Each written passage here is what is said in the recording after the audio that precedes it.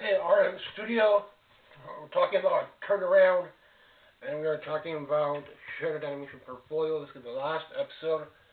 I wasn't going to do another episode, but this goes over good. Um, Printer paper is not the appropriate paper to use, but if you're just roughing it in your first stage, you can use two sheets of paper together. And your turnaround, I will recommend, if you're learning from me, Hulk Hogan. This is my rough outline of the front for Hulk Hogan. So I'm just trying to get the proportions right across from the arms and the arm to the feet should be about halfway. So I start off trying to get the top part right, and then I run out of room, and I need a little bit more space for the hair. So I have to use another sheet of paper, and I run out of room on the feet. So it's two sheets of paper added together. And with this, I could reduce it on the printer and draw it in Photoshop and clean it up, or if you have a light box, you could reduce it on a printer paper and clean it up so it fits your page. But I would recommend using large paper like a newsprint. You don't have to use newsprint, but like a large sketchbook. And this is my example of doing a front. You have your front view of Hulk Hogan. Pause it, you can take a picture. Because sometimes you're doing a character, you're picking characters from cartoon, and you need to find views. Hulk Hogan in the back. You sometimes get out of a cartoon character, but the arms might be sometimes differently positioned. Side and a 3/4 view. So those are the views. I'm only going to do one for you. This is just show you how to break things up, where the ankles are and the head should be almost the same height. Should be almost. Some people go like 4 heads or 5 heads, 1, 2.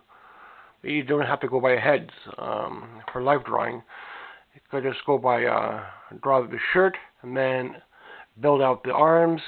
And then from the arms you build out the leg muscle. And then you could build out the boots.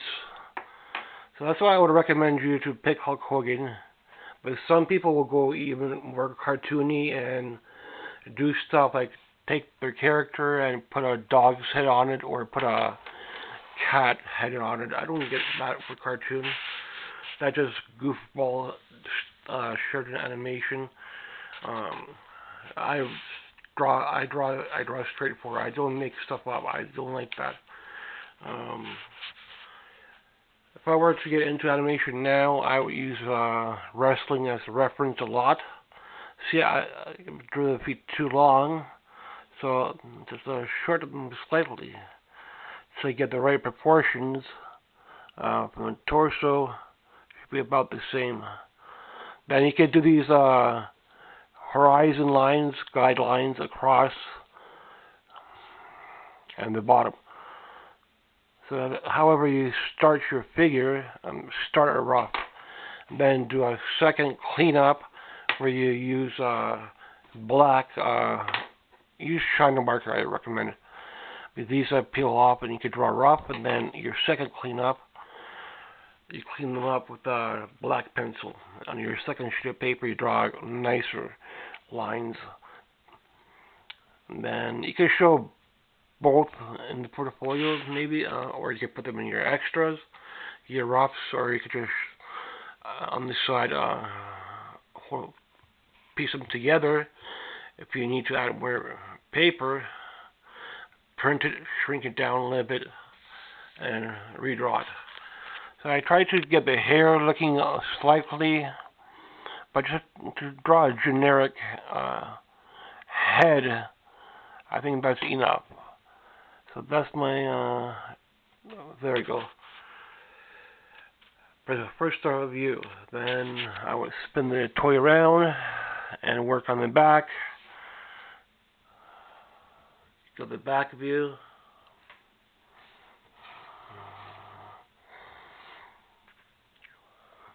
Front view. Dead on the side. And then either this side or 3/4 that side. And then sometimes they might ask you to do emotions with the same character. In the past they have, or they ask you to do a couple different poses using the same character. So sometimes a reference from cartoon falls short, but hopefully these tutorials will help you. This last installment. Thanks for watching. Some tricks how to draw. I recommend your rough with if you're on pencil, China marker, and then black pencil crayon. I love drawing rough. I don't clean up, so this is how I would present it to them.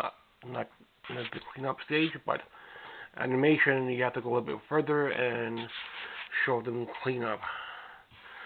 But if you're learning from me, and you can put down your score if you want to. I never got in, so I only tried it once or twice, but first time I tried, I got like a 2. I was in art fundamentals at the time, and that was the only time I really tried it for Sheridan's animation. I think I tried it one other time, but it was like for fun. But you still have to pay the portfolio fees if you want to apply for fun and just see if you will get in, see where you stand. You'll just have to pay the portfolio fees. Thanks for watching. And it's a fair bit for just to apply to one program, and you may get in, may not get in. If you don't get in, you could probably apply to another art program like Art Fundamentals at Sheridan, or you could take part-time programs. But hopefully it'll help you put together a portfolio. Might not help you get in, but the way they work is how they work. Thanks for watching. So when you're doing your back view, just make sure you use the same height as your first character. Don't do another view and do like a short one. It has to be exactly the same height as your first character. So, but for art, stuff like this is enough if you want to get into art school. But for animation, it's more harder. Because they ask a lot from you, and mostly you're going to have to be doing digital, not just drawing like this. But drawing like this for art school, it's enough.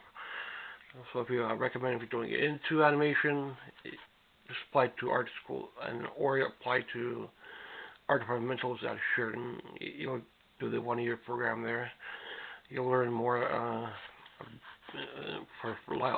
about life drawing, and you can manage your timing and reapply. Thanks for watching. If you still desire the animation program, you might have to apply more than once.